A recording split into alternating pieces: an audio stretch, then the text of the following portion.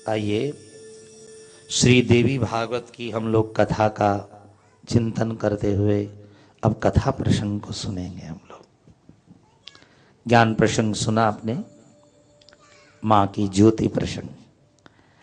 अब कथा प्रसंग को जरा ध्यान से श्रद्धा से सुनिए। इस कथा को पहले समय में भगवान वेदव्यास ने 17 पुराण तो अपने शिष्यों को पढ़ाए, पर देवी भागवत तो उनका अपना धन था, जो बहुत प्रिय वस्तु होती है उसे अपने प्रिय को ही दी जाती है। उन्हें कोई अपने से प्रिय लगा नहीं, इसलिए भागवत तो अपने बेटे सुखदेव को दी, पर देवी भागवत तो उन्होंने नहीं दी। राजा जनमेजय को उन्होंने स्वयं यह देवी भागवत सुनाई। व्यास नारायण कौन है? हाँ, कृपया वृद्धों को ऊपर बैठने दे। जो जवान भाई हैं नीचे बैठे, हाँ, वृद्धों को ऊपर बैठने दे। बहुत बढ़िया, आप प्रेमी ध्यान दीजिएगा। भगवान वेदव्यास जिन दिनों अपने आश्रम में रहा करते थे, हाँ मां की तरफ देखिए, देखिए, जिन दिनों भगवान वेदव्यास अपने आश्रम में रहते थे उन दिनों की बात है। उन्होंने पुराण लिख लिए थे और व्यास को तो आप जानते ही हैं, नमोस्तुते व्यास विशाल बुद्धे। वैसा कोई विशाल बुद्धि हुआ नहीं। फुल्लारविंदायतपत्र नेत्रम येन त्वया भारत तैल पूर्णम प्रज्वालितो ज्ञानमय प्रदीपः। जिसने ज्ञान का दीपक जलाया, आज भी करोड़ों लोग, ऐसा कोई कारखाना नहीं है साहब करोड़ों लोगों को रोटी दे, पर भगवान वेदव्यास के 18 पुराण आज भी पूरी दुनिया में करोड़ों लोगों का पेट भरते हैं, शांति भी देते हैं। है कोई ऐसा? तुलसी की रामायण से कितने लोग भोजन कर रहे हैं पता है आपको? नाम अल्लाह रख दिया गया होगा, ईश्वर रख दिया गया होगा, भगवान रख दिया गया होगा, पर भगवान के नाम से कितने लोग अपना पेट संसार में भर रहे हैं। और पेट ही नहीं, आत्मा भी तृप्त कर रहे हैं। पेट तो अन्न से एक बार भरता, शाम को खाली हो जाता है, पर यहां कथा कीर्तन सुन करके पेट नहीं भरेगा, यहां तुम्हारी आत्मा भरेगी। और जब आत्मा तृप्त हो जाती है तो जीवन मस्त हो जाता है। हाँ, आत्मा तृप्त होने की बात है। हम यहाँ के आप, मैंने कहा ना वो आत्मा से ही परमात्मा मिलता है। यहाँ के आप आत्मा नहीं लगाएंगे तो फिर काम नहीं होगा आपका। भगवान वेदव्यास 18 पुराणों को लिखने वाले बड़ी शांति से अपने आश्रम में बैठे भजन करते हैं। कितने लाख श्लोक लिखे उन्होंने, वेदव्यास जी ने? 18 पुराणों में 3.5 लाख श्लोक लिखे उन्होंने। एक गीत कोई बना दे तो अपने बाप दादाओं का सबका नाम डाल देता उसमें। और आप गजब हो गए, वेदव्यास जी ने महाभारत ग्रंथ जब वो उनकी हाथ हिलने लगा तो भी सिद्धि विनायक को याद किया कि मेरे से लेखन नहीं हो रहा है। और उस समय सबसे बढ़िया लेखन वाले भगवान, सबसे बढ़िया लेखन वाले, उन्होंने महाभारत लिखा है। मैं वहां नहीं जाना चाहता, मैं ये कहना चाहता हूं, महाभारत लिखने के बाद में उन्होंने गणेश जी से कहा, हे गणपति एक बात बताइए, ये 1 लाख श्लोक का महाभारत आपने लिखा, बीच में कोई प्रश्न करते, कोई बात पूछते, और कहीं तो अपना नाम लिखते कि मैंने लिखा। लेखक नहीं डालेगा अपना नाम, आज का हो तो बोला ना पूरे बाप दादा का नाम देगा। गणपति ने कहा, धन्य है लेखक गणपति जी।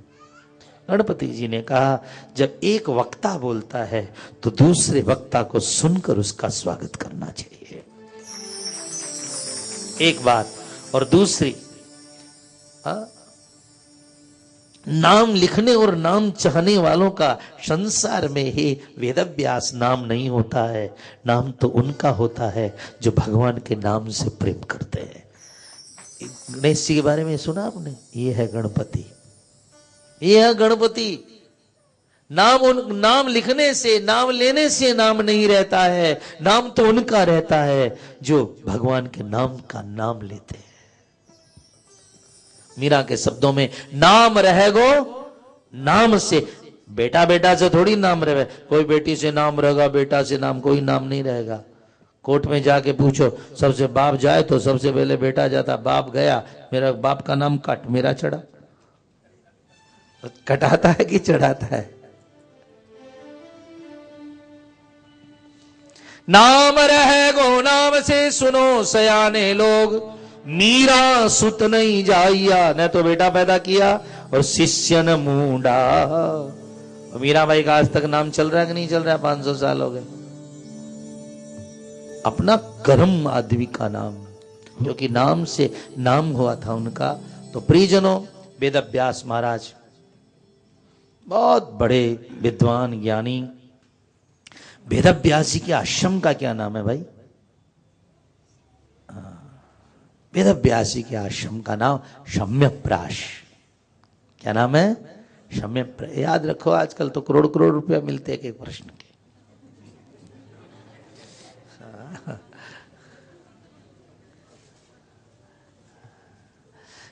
वेदव्यास जी कौन सी नदी के किनारे बैठ करके ग्रंथ लिखते थे? गंगा, यमुना नहीं, सरस्वती के किनारे। और एक बार की बात है, वेदव्यास ऋषि अपने और आश्रम में बैठे हुए थे साहब, और उसी समय में भजन में लगे थे।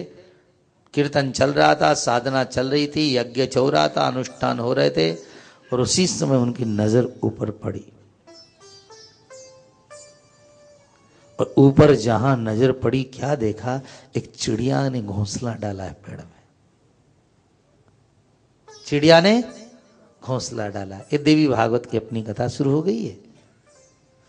महाराज ने देखा वो चिड़ी और उसका पति दोनों चिड़िया चुन चुन के लाके इतना सुंदर घोंसला बनाया। महाराज जी माला फेरते थे, घोंसला देखते रहते। ऊपर सुखदेव बैठे हाथ रोज माला। और एक दिन उसने 4 अंडे दे दिए। अब एक भोजन लेने जाए तो दूसरी बैठी रहे, दूसरी भोजन लेने जाए, वो कभी छोड़ते नहीं अंडों को। फिर वो मातृत्व हमारे भारत में से सब खत्म हो सकता है इस देश से, लेकिन मातृत्व नहीं खत्म हो सकता। क्योंकि सुबह सुबह बच्चों के लिए दाने जाते हुए लाखों पक्षियों को देखिए, और दांतों में दाने दबा करके शाम को आते हुए लाखों पक्षियों को देखिए। मातृत्व क्या होता है? हरिवंश जी की वो कविता है यही, नीड़ में बैठे पक्षियों के लिए। सुबह जाते हुए लाखों माताओं को देखो अपने बच्चों के लिए जो भाग रही हैं, और शाम को दाना दबा करके अपने चोंच में लेकर के जो आ रही हैं। भगवान ने बड़ी कृपा की है, पक्षियों के यहाँ गले में एक थैली बना दी है, उसमें इकट्ठा करते रहते हैं। वो लाके 4-4 बच्चों को, 2-2 4-4 घंटा घूमने के बाद एक दाना है तो बच्चे तक कैसे पहुंच जाएंगे? भगवान उस बच्चों को खिला देते हैं और बच्चों को भोजन कराते हैं। और एक दिन चिड़िया के बच्चे निकल गए अंडे से। अब निकलते कच्चे कच्चे आजाद बख्शा, कच्चे कच्चे पंख निकले, चू चू चू चू चू चू आवाज करे, और चिड़िया इतनी फुदगुदाए, इतने खुश हो, पति पत्नी वाह वाह वाह, आनंद आ रहा था। और वेदव्यास जी क्या कर रहे हैं? नीचे बैठे बैठे देख रहे। अकेला आया था, फिर पत्नी ले आया, फिर 4 अंडे हो गए, और अब तो बच्चे भी हो गए। और एक दिन देखा वो बच्चे अपनी माँ के बाप के ऊपर फुदक फुदक के कूद रहे हैं, और चिड़िया उन्हें पेड़ों पर चलना सिखा रही है, फुदकना चढ़ा रही है। जो सब लीला देख करके भगवान वेदव्यास ने जब देखा, और एक दिन बच्चे बड़े हो गए, फर फर उड़ने लगे। वेदव्यास जी के मन में एक बात हो गई, बस माया बड़ी छलनी हम जाने, माया माया देवी भागवत की अपनी कथा है। अरे माया कैसे लगेगी?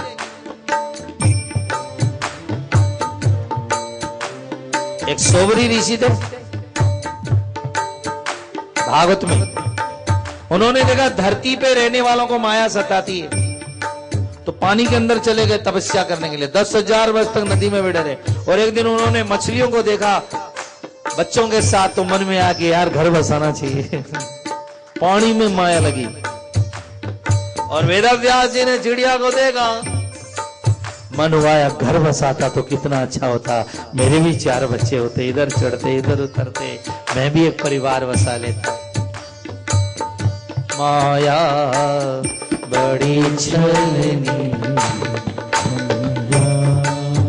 इसलिए साधु संत को नजर ईश्वर पर रखनी चाहिए, क्योंकि एक नजर ने काम बिगाड़ दिया उनका। एक क्षण और एक नजर, ध्यान दीजिएगा बच्चों, ध्यान देना आप। एक क्षण और एक नजर बहुत कीमती होती है। 1 मिनट का तुम्हारी जिंदगी में कोई कीमत है कि नहीं है पता नहीं हमको। 1 मिनट की तुम्हारी जिंदगी में कोई कीमत है? यहां खड़े हो गए, वहां खड़े हो गए, इधर खड़े हो गए। और 1 मिनट में लिया हुआ निर्णय, 1 मिनट में लिया हुआ निर्णय तुम्हारी पूरी जिंदगी बदल सकता है, बर्बाद कर सकता है। इसलिए निर्णय लो ना तो सोच के लिया करो, क्योंकि वो 1 मिनट का निर्णय। लड़का देखने गए, लड़की देखने गए, हाँ ना करना है, कितने मिनट का निर्णय बोलो भाई, बना भी सकता है तुम्हारी जिंदगी। 1 मिनट का तुम्हारे जीवन में क्या महत्व है पता नहीं, पर 1 मिनट का निर्णय। महाराज ने भी निर्णय ले लिया क्षण में कि हम भी गृहस्थी बने। अब वेदव्यास जैसे महात्मा, भगवान कृष्ण से गीता कहलाने वाले, श्रीमद् भागवत का पुराण लिखने वाले सुखदेव जैसों को, यम ब्रजंडमनुवेदम वेद कृत्यम द्वैपायनो विरक्कातर आजुहाव, वो वेदव्यास विचार करते हैं मैं क्या करूं। इस उम्र में सफेद दाढ़ी हो गई है, झुर्रियां की तैयारी है, अभी इस उम्र में यदि ब्याह का मन बनाता हूं तो दुनिया मुझे क्या कहेगी, और यदि नहीं करता हूं तो मेरा मन दुखित हो रहा है। फिर उन्होंने विचार किया कि गृहस्थ होना बहुत जरूरी है।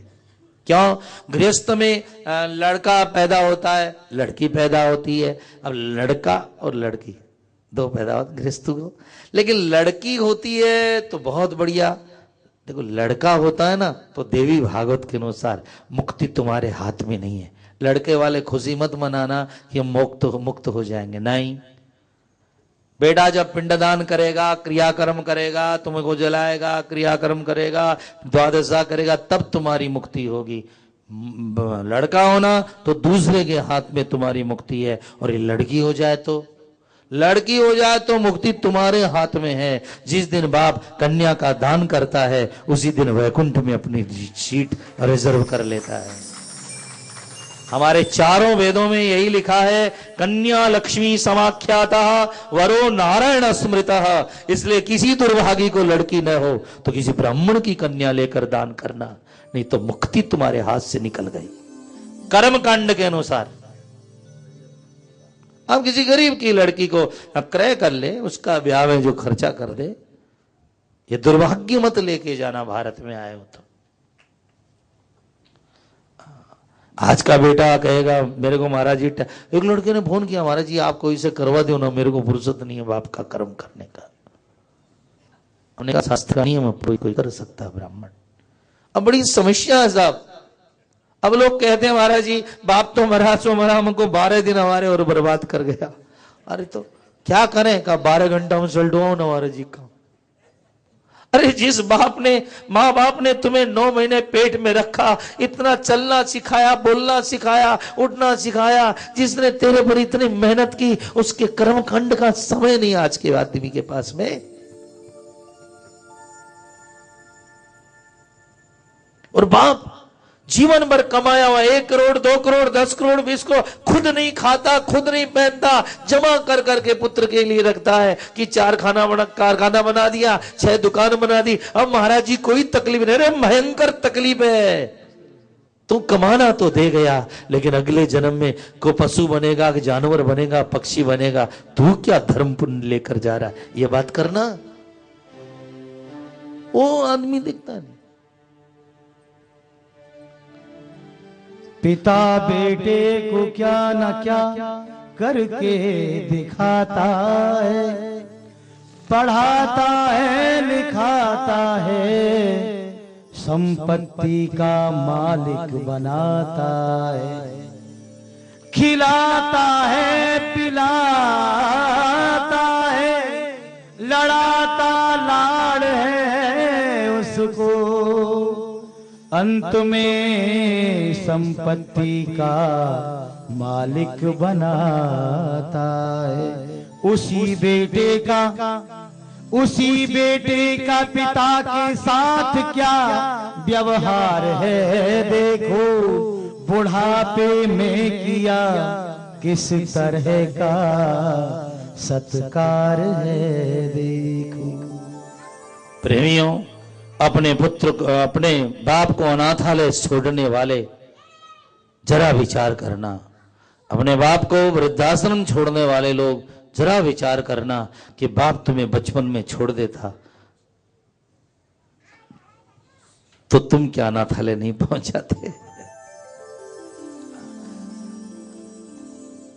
तो प्रेमीजनों, वेदव्यास जी के मन में आया कि पुत्री का दान करने से मोक्ष होता है, तो मैं गृहस्थी यदि बन जाता तो मेरे घर में एक बेटी हो जाती।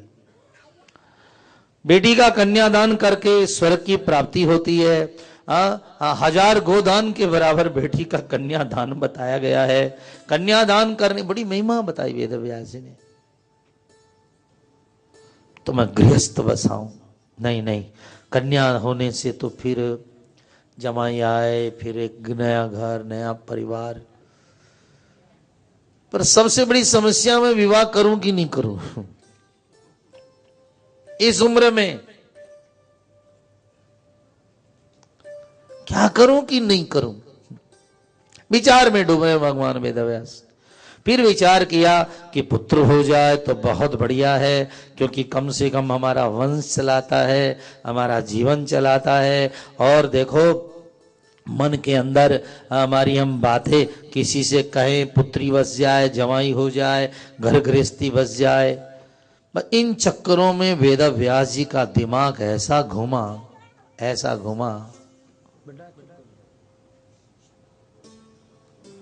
आदमी की मृत्यु के बाद में जलांजलि देने वाला तो कोई होना ही चाहिए यार। बेटा हो जाए, जमाई हो जाए, कोई तिलांजलि देने वाला तो हो। क्या करूं मैं? निसंतान को कोई जगह नहीं, सुख नहीं, घर सुनो संतान बिना। वेदव्यास जी बहुत चिंता में पड़ गए। ये सारा लफड़ा कहां से आया? अरे बोलो, गोरैया। ओ गोरैया चिड़िया कहीं की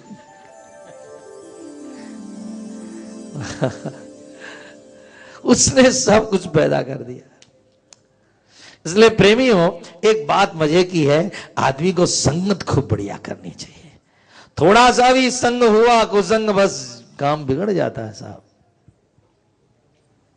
एक छोटी सी कहानी सुनिए, बहुत सुंदर। इस दृष्टांत है यहाँ का, बढ़िया दृष्टांत है। एक भंवरा गुनगुन गुनगुन गुनगुन गुनगुन करता आकाश में उड़ता था। बहुत रोज कमल पर जाकर आनंद लेता, उसका मकरंद पीता, बहुत आनंद था। लेकिन जब कमल पे जाता था उड़ करके, तो रास्ते में एक गुबरेला कीड़े का घर आता था। गोबर में जो कीड़ा रहना, काला काला कीड़ा, उसको गुबरेला कीड़ा बोलते, गोबर का कीड़ा। वो रोज कहता भंवरे से, यार कभी हमारे भी घर आ।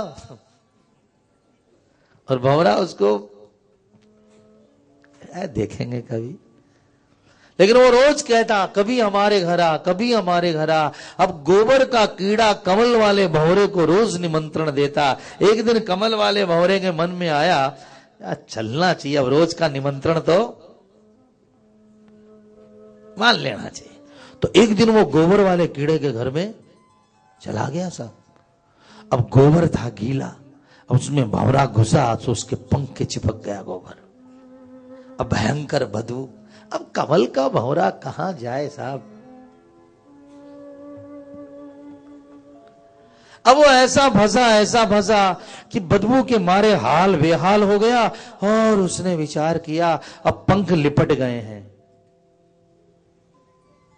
गोबर से, अब तो मरना ही पड़ेगा।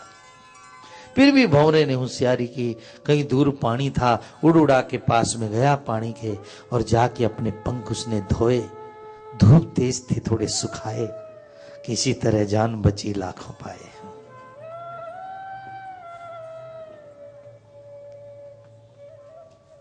भंवरे ने हाथ जोड़ लिए, ना बाबा ना, आइंदा ऐसा संगत हमको नहीं करनी। पर एक दिन भंवरे के मन में आया यार उसने तो अपना मकान हमको दिखाया, कम से कम हम भी तो उसको अपना मकान दिखाएं। और एक दिन उसने उस कीड़े से कहा, गोबर वाले कीड़े से, बोले आ आज मेरा मकान दिखाता हूं तेरे को। तेरा मकान? अरे हाँ ना। और उसने भंवरे ने उसको अपने पंजों में, कितने पंजे होते हैं भंवरे के? 6 पंजे, षटपथ कहते हैं उसको, षटपथ। और आया, उसने उठाया और उठा करके कीड़े को ले गया और ले जा करके एक खिले हुए कमल के बीच में उसको। और कीड़े ने कहा तेरा मकान है? हाँ मेरा मकान। इतना सुंदर? हाँ मेरा मकान है, मेरा मकान है।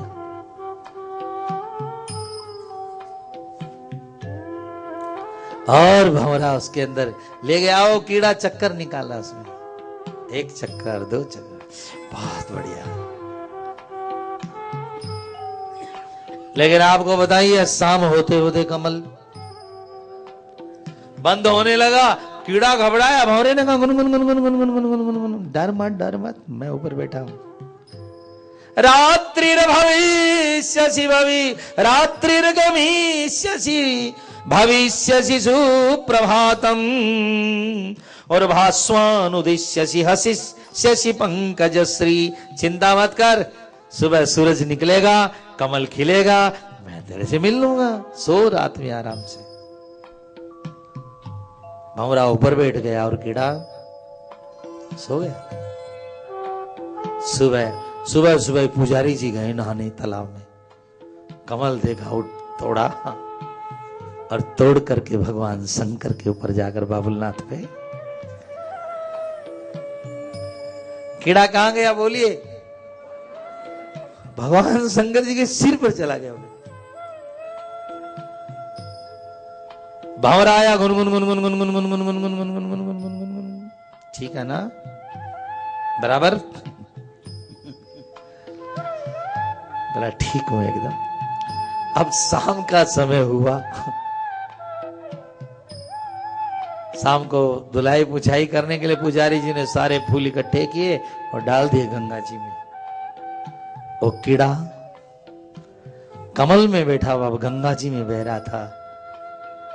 भंवरा आया और आकर गुनगुन गुनगुन कर रहा है, मित्र बाहर निकालूं, बाहर निकालूं। उसने कहा नहीं यार रहने दे, मेरे जैसे कुशंगी का तूने संग किया तो गोबर में लिपट गया, मरने की नौबत आ गई, प्राण निकलते निकलते बचा यार। और तेरे जैसे सत्संगी का संग किया यार, सोया तो कमल में, चढ़ा तो भगवान के सिर पर, और आज मरने जा रहा तो गंगा की लहरों में। सुना है मरते समय गंगा जल आ जाए तो आदमी तर जाता है यार, एक बार मुंह में बूंद आ जाए तो तर जाता है। भंवरे ने कहा बात तो ऐसी है, तो सब मुझे निकाल बाहर। इतने में गंगा की लंबी झाल आई, कमल डूबा, कीड़े के मुख में गंगा जल लग गया और वो वैकुंठ के अंदर चला गया। ये कहानी उन संगी संगियों की है जो गोबर जैसे गंदे लोगों से, अपवित्र लोगों से, मलमूत्र भरे हुए लोगों से, अपवित्रता के अंदर जहां हमारा पतन होता वहां ले जाती है। और वो उस भंवरे की कथा है, उस संत की कथा है, उस जिसने गीता से मोहब्बत कर ली, रामायण से प्रेम कर लिया, जिसने भजन से, शक्ति अम्मा से प्रेम कर लिया, उनकी कथा है जो ये संगत मनुष्य को भगवान के धाम में ले जाती है। हमारे वेद व्यास जी ने कहा संगत की गोरैया में। अब रात को नींद नहीं आई, रात को चिड़िया और उसके बच्चे दिखते हैं, चूं चूं करते हैं, चोंच मिलाते हैं। मेरे भी बेटा होता, मैं भी प्रेम से थप्पड़ मारता, प्रेम से उसके गाल पकड़ता। हो रात भर सो नहीं पा रहा है। फिर विचार किया, मैंने धर्म शास्त्रों में लिखा है, मैंने कर्मकांड का विषय लिखा है, उसमें बार बार कन्या या पुत्र में कोई फर्क नहीं है, एक ही समझ लीजिए। संतान का नाम है तो दोनों ही समझ लेना। बार बार संतान का हमने महत्व दिया है, बढ़िया बात है। धन्य हो पुत्र जो माता पिता के लिए गोदान करता है, वृषभ दान करता है, माता पिता के नाम से तीर्थ में कोई मकान बनाता है, वो माँ बाप धन्य है साहब। ऐसा यहां बहुत वर्णन किया वेद व्यास जी ने। पर अभी बहुत मांग थी एक ग्रंथ की, एक ग्रंथ की बहुत मांग थी। स्वयं का श्राद्ध कैसे करें, पुत्र न करे तो बहुत मांग थी इस ग्रंथ की। पिछली साल गीता प्रेस में हमारे इसकी बहुत ज्यादा मांग थी, तो अब गीता प्रेस से ग्रंथ निकाल दिया, नया निकला है, हर भाषा में उसको निकाल, क्योंकि दक्षिण भारत में ज्यादा मांग थी। क्योंकि वहां लोग कहते थे हम बचपन जीवन में बच्चों के साथ रहे नहीं, अंतिम में पड़ती नहीं है, मरने के बाद लाश सड़कों पे पड़ी रह जाती है, हमारा श्राद्ध कैसे हो। तो अब गीता प्रेस ने पिछली साल ही हमारे पास में राधे श्याम जी खेमका जी जो अपने संपादक है गीता प्रेस के आए, और फिर हमने कहा तो किताबें हमको दी, स्वयं का श्राद्ध कैसे करें, बड़ी सुंदर किताब है। ब्राह्मण को बुला के और बढ़िया से एकदम जो दक्षिण भारत के जो नियम है उसके अनुसार कैसे करें, यह ग्रंथ अभी प्रकाशित हो चुका है गीता प्रेस से। तो प्रेमियों, वेद व्यास जी के बहुत मन में आई क्या करूं क्या न करूं। अब असमंजस में पड़े हुए, न सोते हैं न खाते हैं, और बस बेचैनी हो गई मन में। विवाह करूं तो मुश्किल और न करूं तो मुश्किल, मैं क्या करूं। और उसी समय बीणा बजाते हुए नारायण नारायण। प्रेमी जनों, जब जब संत घबराए, रहने घूमने दे, जब जब संत घबराए हैं, जब जब महात्मा घबराए हैं, तब तब संत नारद जी, ये नारद जी कौन है, भगवान के अवतार हैं।